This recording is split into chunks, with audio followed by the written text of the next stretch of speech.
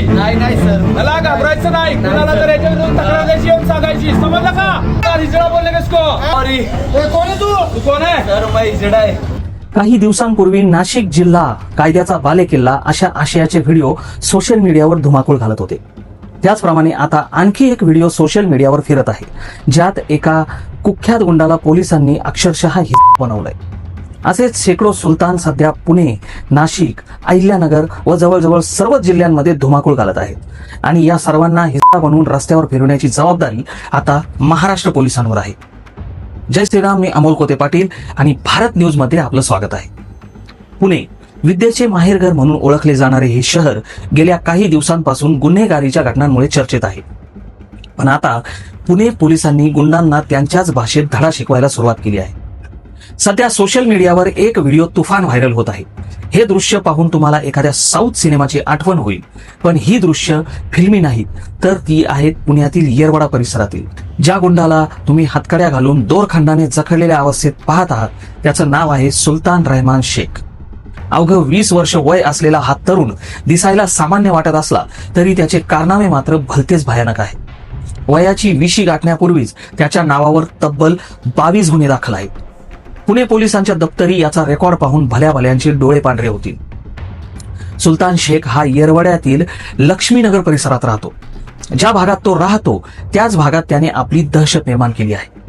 गेल्या काही दिवसांपासून लक्ष्मीनगर पोलीस ठाण्याच्या हद्दीत वाहन तोडफोडीच्या घटनांनी नागरिक त्रस्त झाले होते.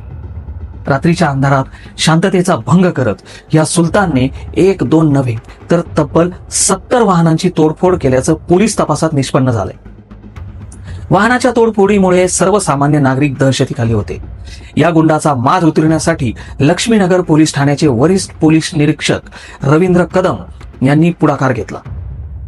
पोलिसांनी सुलतानला ताब्यात घेतलं आणि ज्या परिसरात त्याने दहशत माजवली होती त्याच परिसरात त्याचा जाहीररित्या जुलूस काढला.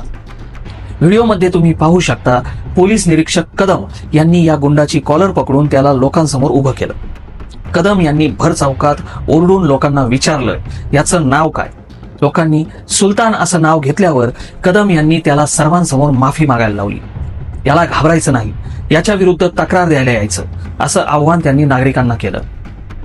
ज्या सुलतानच्या नावाने लोक घाबरायचे तोच सुलतान पोलिसांसमोर हात जोडून सॉरी म्हणताना दिसला. पोलिसांनी त्याला त्याची खरी जागा दाखवून दिली. तू कोण आहेस असं विचारल्यावर सर मी हिस्सा आहे असं म्हणायला पोलिसांनी त्याला भाग पाडलं, जेणेकरून त्याची कथित भाईगिरी कायमची संपुष्टात येईल. पुणे पोलीस आयुक्त मितेश कुमार यांनी शहरातील गुन्हेगारी मोडीत काढण्यासाठी कंबर कसली आहे. कुख्यात गुंडांना तुरुंगात डांबण्याचे आदेश त्यांनी दिले आहेत. हडपसर, काळेपडळ आणि बिबेवाडी परिसरात ही अशाच प्रकारच्या तोडफोडीच्या घटना घडल्या होत्या. तिथेही पोलिसांनी कडक पावले उचलली आहेत. गल्लीबोळातील स्वयंघोषित भाईंना हा एक मोठा इशारा आहे. पोलिसांनी केलेल्या या कारवाईमुळे सर्वसामान्य नागरिकांनी सुटकेचा निश्वास सोडला आहे. गुंडांना घाबरू नका, पोलीस तुमच्या पाठीशी आहेत हा संदेश या कारवाईतून देण्यात आलाय. या व्हिडिओनंतर तरी पुण्यातील हे स्वयंघोषित भाई धडा घेतील का हे पाहणं महत्वाचं ठरणार आहे. तुम्हाला काय वाटतं? पोलिसांनी अशा प्रकारे गुंडांची सार्वजनिकरित्या धिंड काढल्याने राज्यातील गुंडगिरीवर आळा बसेल का? तुमचं मत खाली कमेंट करून नक्की कळवा.